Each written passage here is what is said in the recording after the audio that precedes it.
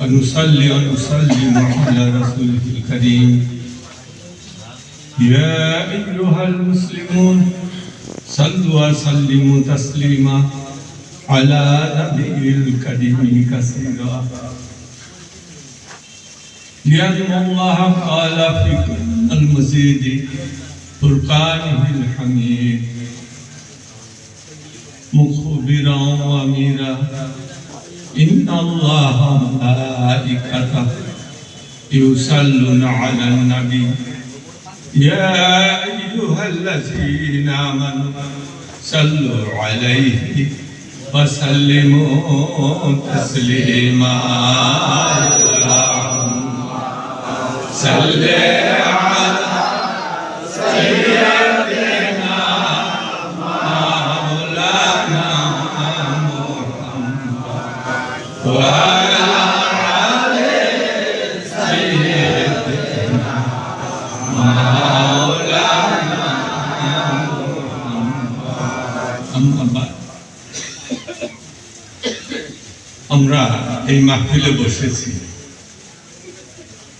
এটা কাদের মাহফিল? জাকিরদের মাহফিল। এই পরিচয়টা হচ্ছে এই মাহফিলের পরিবর্তন, এই মাহফিলটা জাকিরদের মাহফিল। বিভিন্ন সভা বা মাহফিলে বিভিন্ন নাম হতে পারে, তাফসীরের মাহফিল, উলামা সম্মেলন, আজিমুল শান ইসলামী জলসা, বিভিন্ন নামে বর্ণনা করা যেতে পারে। কিন্তু আল্লাহ পাক হাদিসুল কুদসিতে জাকিরদের যে মাহফিলকে ওটা বিশেষ মর্যাদা দিয়ে ওই হাদিসুল কুদসিতে ঘোষণা করেছে। উলামা মাশাইখদের সম্মেলনে এভাবে বলেন না আল্লাহ পাক হাদিসুল কুদসি, বা কোনো ইসলামী পণ্ডিতদের সম্মেলন তাও বলেন না, আজিমুল শান ইসলামী সম্মেলন তাও বলেন না। হাদিসুল কুদসিতে আল্লাহ পাক বলেছেন আমার জাকিরদের যে সম্মেলনটা ওর মর্যাদাটা কি আল্লাহ পাক হাদিসুল কুদসিতে বলেন। এখন আল্লাহ পাক হাদিসুল কুদসিতে বলেন আল্লাহ পাকেরই কথা, কোরআনের কথা, ওটা কোরআন 6666 ধারা, 6666। এগুলো এর বাইরে আল্লাহ পাকের যে কালামগুলো আছে এর বাইরেও আছে, কোরআনের বাইরেও যে কালামগুলো, এটা কিভাবে আমরা লাভ করলাম? আমার দয়ালুজি বলেছে হাদিসুল কুদসি বলা যে আল্লাহ পাক আমাকে বললেন, আল্লাহ পাক আমাকে বলেছেন এই কথা, কালাল্লাহু তাআলা ফিল হাদিসিল কুদসি, হয়ে গেল, ওটা আল্লাহরই কালাম, কিন্তু কোরআন নয়, হাদিসুল কুদসি। কিন্তু তার গুরুত্ব কিন্তু আল্লাহর কালাম হিসেবে আল্লাহ পাক বলেছেন, কোরআনেও আল্লাহ পাক বলেছেন, হাদিসুল কুদসিতেও আল্লাহ পাক বলেছেন। তা হাদিসুল কুদসিতে যখন আল্লাহ পাক বললেন সেটা তো সর্বোচ্চ গুরুত্বের, সর্বোচ্চ গুরুত্বের, কোরআনের গুরুত্ব যেরকম সেরকমই। তবে হাদিসুল কুদসি এবং কোরআনের ভিতরে পার্থক্য হচ্ছে যে হাদিসুল কুদসি পাঠ করে আপনি যদি নামাজ পড়েন নামাজ হবে না, আপনাকে কোরআনের আয়াত পড়তে হবে। ছোট আয়াতগুলো হলো 3 আয়াত, একটা সূরা পড়ো, আরো বড় সূরা পড়তে পারো, সূরা ইয়াসিন পড়তে পারো, আর রহমান পড়তে পারো, পুরো সূরাই পড়তে পারো, অথবা ছোট আয়াত যদি হয় 3টা হলেই হবে, আর বড় আয়াত যদি হয় একটা হলেও চলবে, ছোট 3 আয়াতের সমান হলেই চলবে। কিন্তু তুমি যদি হাদিসুল কুদসিতে নামাজ পড়ো হবে না, এইটুকু পার্থক্য, আর সব এক। যেমন আল্লাহ পাক হাদিসুল কুদসিতে বলেন, আল্লাহ পাক কিন্তু বলতেছেন না যে উলামাদের সম্মেলন, হাদিসুল কুদসিতে আল্লাহ পাক বলতেছেন কাদের সম্মেলন? জাকিরদের। ওই জাকিরদের সম্মেলনের মর্যাদার কথা আল্লাহ পাক বলতেছেন বুখারী শরীফের ভিতরে। একটু মনোযোগ দিয়ে শুনুন, তাহলে বুঝতে পারবেন যে 1400-1450 বছর আগে এই হাদিসুল কুদসিটা আমার দয়ালু আমাদেরকে বলেছেন। কিন্তু তার ভিতরে যে এই যে আল্লাহ পাকের এই যে কথাটা যে জাকেতের মাহফিলের কি মর্যাদা, এটা কিন্তু সেভাবে আমার তো মনে আজ পর্যন্ত তেমন আলোচনা হয় না। আপনারা হয়তো আগে শোনেন নাই। আমার দিলের ভিতরে আসলো যে এটার ব্যাখ্যা এটাই হতে পারে। দেখি ব্যাখ্যাটা। আল্লাহ পাক বলেন হাদিসুল কুদসি, কাল আল্লাহু তাআলা, কাল নবী সাল্লাল্লাহু আলাইহি ওয়াসাল্লাম, কাল আল্লাহু তাআলা। নবী করিম সাল্লাল্লাহু আলাইহি ওয়াসাল্লাম বলেন যে আল্লাহ পাক বলেছেন ফিল হাদিসুল কুদসি, কি বলেছেন? আনা মা'আবদি যাকারানি ওয়া তাহাররাকা শাফাতাহু ওয়া আনা জালিসু মান যাকারানি। রাহুল বুখারী। আল্লাহ পাক বলেন যে আমার জাকের বান্দা, আল্লাহ পাক এটা বলতেছেন না যে আমার আলেম বান্দা, আমার আল্লামা বান্দা, আল্লামা বান্দা। আলেম আল্লামার ভিতরে পার্থক্য আছে না? আছে। इसमें फाइल मुबालेगा, इसमें मुबालेगा। সব আলেমই আল্লামা নয়, সব আলেমই আল্লামা নয়। এটা আল্লাহ পাক বলেন নাই যে আল্লামা গণের সঙ্গে, এটা বলেন না। আমার আল্লামা গণ যখন দেখেন তা বলেন নাই। আল্লাহ পাক বলেছেন আমার জাকের বান্দা। এখন আল্লাহ পাক কাদেরকে জাকের বান্দা বলেছেন, ওটাও এই হাদিসের ভিতরে আল্লাহ পাক বর্ণনা করেছেন। এগুলো কিন্তু আমাদের বুঝতে হবে, নাহলে কিন্তু আপনি পথ খুঁজে পাবেন না। হাদিস কোরআনের ভিতরে আল্লাহ পাক সব রকম গাইডলাইন দিয়েছে, কিন্তু আপনি বুঝতে না পারার জন্য সর্বনাশ। কোরআন তো আল্লাহ পাক বলেছেন যে ইউদিল্লু বি কাসিরা ওয়া ইয়াহদি বি কাসিরা ওয়া মা ইউদিল্লু বি ইল্লা ফাসিকিন। কোরআনে আছে না, আল্লাহ পাক বলে যে ইউদিল্লু বি কাসিরা, কাসিরা মানে কি বেশি, কালিলা কম। ইউদিল্লু বি কালিলা ও ইউদিল্লু বি কাসিরা, এটা যদি হয় তাহলে হবে না। আল্লাহ পাক বলে আমার এই কোরআন পাঠ করে বেশিরভাগ মানুষ গোমরাহ হয়ে যায়। চিন্তা করে দেখেন, কোরআন পাঠ করে কি গোমরাহ হওয়া যেতে পারে? কিন্তু আল্লাহ পাক বলতেছে এই কোরআন পাঠ করে বেশিরভাগ লোক গোমরাহ হয়ে যায়। আগে বলতেছেন গোমরাহ, পরে বলতেছেন হেদায়েত। কিন্তু গোমরাহ হওয়ার কথাটা তো আগে বলতেছেন। এখানে আল্লাহ পাক কি মিন করতেছে এটা বুঝতে হবে আমাদের। মানে ওই দিকে বেশি লোক গোমরাহ হচ্ছে, বেশি লোক। এই জন্য আল্লাহ পাক তাদেরকে হুঁশিয়ার দিয়ে মানব জাতিকে হুঁশিয়ার করে বলতেছে যে তোমরা যে কোরআন পাঠ করতেছো সামাল হয়ে কোরআন পাঠ করো, নাহলে লাভ হবে না। ইউদিল্লু বি কাসিরা, আল্লাহ পাক কিন্তু বলেন নাই ইউদিল্লু বি কালিলা। কালিলা মানে কি কম, কাসিরা মানে বেশি। আমার এই আল্লাহ পাক বলেন আমার এই কোরআন পাঠ করে বেশিরভাগ লোক গোমরাহ হয়ে যাচ্ছে। দালালা ইউদিল্লু বি কাসিরা, ইউদিল্লু বি কাসিরা ওয়া ইউদিল্লু ইয়াহদি ওয়া ইয়াহদি ওয়া ইয়াহদি বি কাসিরা। হেদায়েত প্রাপ্ত হচ্ছে, ইয়াহদি বি কাসিরা, হেদায়েত প্রাপ্ত হচ্ছে বেশিরভাগ। আগে বলতেছেন বেশিরভাগ লোক গোমরাহ হইতেছে, পরে বলতেছেন বেশিরভাগ লোক হেদায়েত প্রাপ্ত হইতেছে।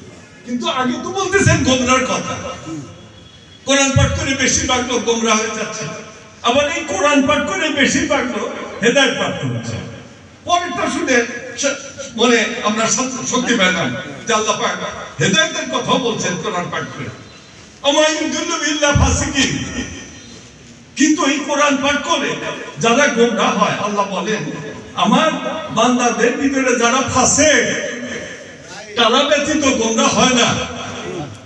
এখন এই ফাসিক কারা? কোরআনে যে আল্লাহ ফাসিকের কথা বললেন, ফাসিক কারা? ইমাম মালিক রাহমাতুল্লাহ আলাইহি এর তাফসীর করেছেন। তাফসীর ছাড়া আমরা কি সব বুঝতে পারবো? আপনি বুঝতে পারবেন, আপনার এখন জ্ঞান আছে, আপনি আল্লামা হয়ে গেছেন, যে ওই মুফাসসিরদের কোরআন বর্ণনা ছাড়া আপনি বুঝতে পারবেন না। আল্লাহ পাক এমন অনেক কথা বলছেন যে আপনি ওইটা পূর্ণ মানে পাবেন না। আর ব্যাখ্যা করতেই হবে, ব্যাখ্যা তাফসীর শব্দের অর্থ ব্যাখ্যা। তাফসীর ছাড়া কি কোরআন বুঝতে পারবা? নামাজে পড়তেছো কোরআন বুঝতে পারবে না। তাফসীরের আশ্রয় তোমাকে নিতেই হবে। সেই তাফসীরটা কিভাবে হয়? তাফসীরটা হয় তাফসীরুল কোরআনি বিল কোরআন, তাফসীরুল কোরআনি বিল হাদিস। কোরআন দ্বারা কোরআনের তাফসীর হয়। আবার এক আয়াতের ভিতরে আল্লাহ পাক বলছেন ওইটাকে আবার তাফসীর করে ব্যাখ্যা করে বলতেছেন অন্য আয়াতে। আমরা বুঝতে পারলাম যে আল্লাহ পাক বলছেন যে ওই যে একটু আগে আমার সাহেবজাদা বললেন যে এই দুনিয়ায় যারা অন্ধ পরকালে অন্ধ বলছেন না, মনে রাখবে আমি কোন লাইনে যাইতেছি আমার ডালপালা মিলে যায়, বুড়া হয়ে গেছে 75 বছর, মনে রাখবে। এখন ওই ভুলে যায় মানে মান কানা কি হাজি আমা ফাহুয়া ফিল আখিরাতি আমা আদাল্লু সাবিলা, এটা হচ্ছে কোরআন। এখন আমি বুঝতে হবে যে এই অন্ধতার দ্বারা কি বোঝানো হয়েছে, বোঝা কঠিন হয়ে যেতেছে না? এই দুনিয়ার বুকে যারা জন্মান্ধ ইসলাম কবুল করছে তাহলে কি পরকালেও তারা অন্ধ হয়ে উঠবে? উম্মে মাকতুম অন্ধ ছিলেন না? যার ছাপাইয়ে আল্লাহ পাক কোরআনের ভিতরে একটা আয়াত, একটা সূরা নাযিল করেছেন, সূরা আবাসা। সূরা আবাসা নাযিল করেছেন জানো না? আর এই শানে নজুল কার জন্য? ওই সূরা আবাসা নাযিল হলো কার জন্য? ওই উম্মে মাকতুম ওনার জন্য নাযিল হয়েছিল সূরা আবাসা। একজন অন্ধ লোকের জন্য আল্লাহ পাক একটা সূরাই নাযিল করেছিলেন যার নাম সূরা আবাসা। আবাসা ওয়াতাল পড়ো নাই তোমরা? জি। সেই আবাসা সূরার ভিতরে আল্লাহ পাক একটা অন্ধের জন্য বলছিলেন সূরা। তাহলে ওই অন্ধ, তাহলে এই কোরআন দ্বারা আমরা বলবো যে উম্মে মাকতুম জাহান্নামে যাইব, বলা যাবে? তাহলে কোরআনের এই আয়াতের ব্যাখ্যা তোমার খুঁজতে হবে না। খুঁজবে কোথায়? তাফসীরে একটু দেখো, নিজে বাহাদুরের ব্যবসা নেয়। তুমি তো বাহাদুর হয়ে গেছো, পল্টন ময়দান গরম করো, লাভ হবে? তুমি ওখানে যাও, যাই দেখো কোথায় আছে কোরআন। কোরআন খুঁজে বাই করার তো মুরাদ নাই তোমার। তোমাকে তো আশ্রয় নিতে হবে তাফসীরে কিতাবের উপরে। সেখানে তুমি খোঁজো তাফসীরে কবিরের ভিতরে ব্যাখ্যা দেওয়া আছে আকান কানা ফি হাজিদ দুনিয়া আমার আন মারিফাতিল্লাহি ফাহুয়া ফিল আখিরাতি আমান তুরুকিল জান্নাহ। তাফসীরে কবিরে বলা হচ্ছে এখানে যে আল্লাহ পাক বলতেছেন যে যে ব্যক্তি এই দুনিয়া অন্ধ থাকবে পরকালেও সে অন্ধ হয়ে উঠবে, রাস্তা খুঁজে পাবে না। কিসের রাস্তা? ওই পরকালে রাস্তা আছে নাকি? হ্যাঁ, না পরকালের রাস্তা আছে, পরকালের রাস্তা আছে। আল্লাহ পাক বলেন পরকালেও রাস্তা আছে। দুনিয়ায় তোমরা রাস্তায় চলাচল করে হাট বাজারে যাও, রাস্তা ছাড়া চলাচল করতে পারবা? দুনিয়ার যে বাসা যাইব। এই জন্য একজন দার্শনিক বলছিল, বড় দার্শনিক, যে যে you must come on the road. You মানে কি? তুমি। You must come on the road, তোমাকে অবশ্যই রাস্তার উপরে আসতে হবে। রাস্তা ছাড়া বাইক খাবার করবা? রাস্তা দুই সাইড দিকে বন্ধ থাকে, মরবা না? কি কিনবা? বাজার থেকে যাইতে হবে না, বাইরে যেতে হবে না, খালি ঘরে বসে থাকলে চলবো? তোমাকে অবশ্যই you must come on the road, তোমাকে অবশ্যই রাস্তা। এই দুনিয়ার রাস্তা তো কত রাস্তায় ছিল, কিন্তু পরকালের রাস্তা চিনছো? আল্লাহ পাক কোরআনে বলেন নাই পরকালের রাস্তা? কি বলছেন? আল্লাহ পাক বলছেন আমি তোমাদের জন্য দুইটা রাস্তা তৈরি করে দিলাম। এই পরকালের রাস্তা দুইটা। পরকালে আমার কাছে আসবা, এই জন্য দুইটা রাস্তা। এই দুইটা রাস্তা কি আল্লাহ পাক কোরআনের ভিতরে বলেন যে কোরআনটা আয়াতটা বলতে মনে আছে না? লিকুল্লি জাআলনা মিনকুম শিরআতাও ওয়া মিনহাজ। আমি তোমাদের জন্য দুইটা রাস্তা তৈরি করে দিছি, একটা হচ্ছে শরীয়তের রাস্তা। এই শরীয়তের রাস্তা নাকি এই যে তোমরা যে দুনিয়াতে হাট বাজারে যাও ওই রকম রাস্তা না, শরীয়তের রাস্তা, ইসলামের আইনের রাস্তা, ইসলামের আইনের রাস্তা, judicial way of Islam, judicial way of Islam, ইসলামের আইনের রাস্তা। আইনের রাস্তা কি একবারে খুব সোজা তোমার 4 লেন 6 লেন 10 লেনের রাস্তা নাকি? না, আঁকা বাঁকা। আইনের রাস্তা আঁকা বাঁকা না, খুব আঁকা বাঁকা। একই আইনের দণ্ডপ্রাপ্ত আসামি ভালো উকিল ভালোভাবে আইনটাকে উপস্থাপন করে ওই জজকে সন্তুষ্ট করে ওই মৃত্যুদণ্ডের হাত থেকে ছাড়াই নিল, আর ঠিক ওই একই ধারায় মৃত্যুদণ্ড হয়ে আর একটা খারাপ উকিল তাকে জজকে বুঝান পারেন নাই আর মৃত্যুদণ্ড হয়ে গেল। তাদেরকে রাস্তা সোজা এটা মনে করছো? সোজা না, এটা আঁকা বাঁকা রাস্তা। আইনের রাস্তা মানে আঁকা বাঁকা। আরেকটা রাস্তা কি? মিনহাজ। মিনহাজ শব্দের অর্থ কি? সোজা রাস্তা। সোজা রাস্তা, এই যে সোজা রাস্তা, এটা কি? এটা হচ্ছে তরিকার রাস্তা, বেহেশতের রাস্তা। বেহেশতের রাস্তা কিন্তু সোজা। আদম আলাইহিস সালাম বিবি মা হাওয়ার কিনে বেহেশতে আসছিলেন না? কয় হাজার বছর ছিলেন, এটা তুমি জানো, হিসাব আছে নাই? তাফসীরে কিতাবে খুঁজে পাবেন না যে আদম আলাইহিস সালাম বিবি হাওয়া মা হাওয়া কত বছর বেহেশতের ভিতরে ছিলেন। তারা তো ছিলেন, অনেক দিন ছিলেন, কিন্তু কতদিন নাই, তথ্য নাই। ওই পর্যন্ত আল্লাহ পাক ওই বেহেশতের ভিতরে আদম আলাইহিস সালাম হাঁটছেন না? বিভিন্ন জায়গায় গেছেন। পাশে আছিল কে? মা হাওয়া, উনিও ছিলেন। তারা হাঁটছে না দুইজনের পাশাপাশি? ওই বেহেশতের রাস্তা কিন্তু আঁকা বাঁকা না, সোজা রাস্তা। ওইটাই মিনহাজ, সোজা রাস্তা, ওইটাই তরিকার রাস্তা। শরীয়ত আর তরিকত বলা হয় না? একটা হচ্ছে দুনিয়ার রাস্তা আর একটা হচ্ছে বেহেশতের রাস্তা। এই দুইটা রাস্তাকে এক করো তুমি, বেহেশতে জান্নাতুল ফেরদাউসের উপরে যাবে বসে থাকবে। এই দুইটা রাস্তাকে এক করতে হবে। আল্লাহ পাক বলছেন যে যতক্ষণ না এক করবে, এই দুইটা এক করবে, ততক্ষণ কিন্তু আমার কাছে আসতে পারবে না। শরীয়ত বাদ দিবে নাকি? নামাজ টামাজ বাদ দিবে না? উপায় আছে নাকি? তুমি কি মনে করছো যে আমি শরীয়ত বাদ দিয়ে একবারে তরিকত নেই জান্নাতুল ফেরদাউস পারবো? পারবা না। তোমাকে শরীয়ত, তরিকত, হকিকত মানে ভাতে সমন্বয় সাধন করতে হবে। বলছেন সমন্বয়। ইসলাম শুধু শরীয়ত নয়, ইসলাম শুধু তরিকত নয়, শরীয়ত, তরিকত, হকিকত এবং মারিফাতের সমন্বয় পূর্ণ ইসলাম। উদখুলু ফিস-সিলমি কাফা। কোরআনে আল্লাহ পাক বলেন নাই যে তোমরা ইসলামে পুরোপুরি দাখিল হয়ে যাও? পুরোপুরি হচ্ছে শরীয়ত, তরিকত, hakikat and marifat. It is combination of this four combined a unit of Islam. Islamer একটা ইউনিটকে মিন করে।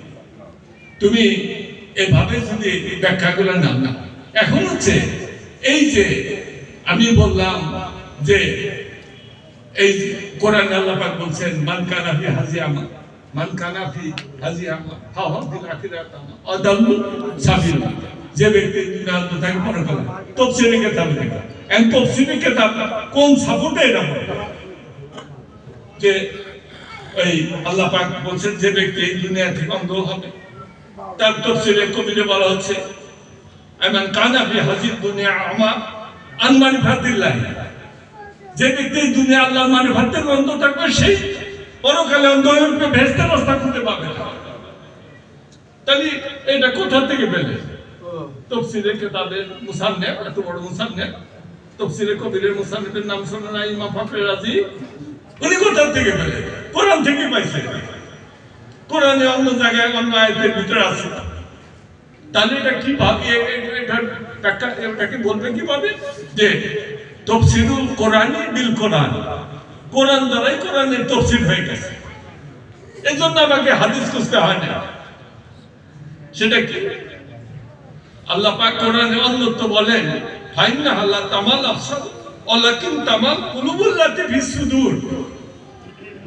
আল্লাহ বলেন যে না না, তাদের ওই চর্মচক্ষের অন্ধর কথা বলা হয় না, যাদের ফিস সুদূর, সুদূর মানে সদর, সদর মানে বক্ষ, এই বক্ষের ভিতরে যে যাদের চোখ আছে, যাদের বক্ষের ভিতরের যে চোখ, তাহলে আমাদের এই চোখ ছাড়াও আরো দুইটা চোখ বক্ষের ভিতরে আছে, মানবারা নাকি গাইডামি করবা? গাইডামি করবা আল্লাহর সঙ্গে গাইডামি পারবা নাকি? ওই নজদি টজদি কুলাইব না, নজদি কুলাইব আল্লাহ পাক বলতেছে যে তাদের কালবের ভিতরে, যে বুকের ভিতরে কালবা, পেটের ভিতরে কাল, বুকে, এজন্য আল্লাহ পাক বলছেন কি সুদূর, সুদূর মানে কি সদর, সদরের বলছেন সুদূর বুক, বুকে কোন দিকে কাল কত দেখি তোমরা বাম দিকে এসে জানো তো খাসাতে এসে, এটা ভুলে গেছো নাকি? ভুলবা না, মনের সময় হয়েছে ওইটাই কাজে আসে, আর কাজে আসে অন্য কোনো কাজে আসে না। মনের সময় কিন্তু তোমার বুদ্ধি উল্টা পাল্টা হয়, ভুলে যায় অনেকে, দেখো না মনের আগে কাউকে চেনে না, আছে না? তাহলে তো বুদ্ধি তো কাজ করে না, ভুলে যায়। মানুষ আস্তে আস্তে বুড়া বুঝতে থাকে না, অনেক কথা মনে থাকে না, নাম মনে থাকে না। আবার অনেকে একবারে ভুলে গেছে, নিজের ছেলে গেছে না, বউ গেছে না, এরকম দেখা যায়। তাহলে তো এই অসুবিধাটা কোথা থেকে? বুদ্ধি, ব্রেনের উল্টা পাল্টা। কিন্তু তোমার কালবের যদি তুমি সঠিক করা পারো, ওটা কিন্তু উল্টা পাল্টা নাই, কাল কিন্তু বলে না কিছুই। কালকে বলে নাকি? কালকে যখন আল্লাহর জিকির জারি হয়, ওই জিকির বলে কাল মুহূর্তের সময় ভুলবো? তাহলে কালবের ওই চক্ষুটা ভালো করা লাগবে না? এমন চক্ষুর উপরে তো ছানি পড়ছে, ছানি পড়া তোর হৃদ চক্ষু দুখান কে করিবে অপারেশন, মহান সার্জন খাজা বাবারে তার চরণ কর স্মরণ। এখন মহান সার্জন খাজা বাবা, তুমি এই চক্ষু বিশেষজ্ঞ ডাক্তার, বড় ডাক্তার সার্জন, তার কাছে গেলে ওই তোমার কালবের যে চক্ষুর অপারেশন করে পুরা করে দেওয়া হবে, ওটা সম্ভব না। এখানে কাকে লাগবে? মহান সার্জন খাজা বাবা, মহান সার্জন খাজা বাবারে তার চরণ কর স্মরণ, তাহলে সে বাঁচবা। এখন তুমি যদি কাউরামি করো, লাভ হবে না।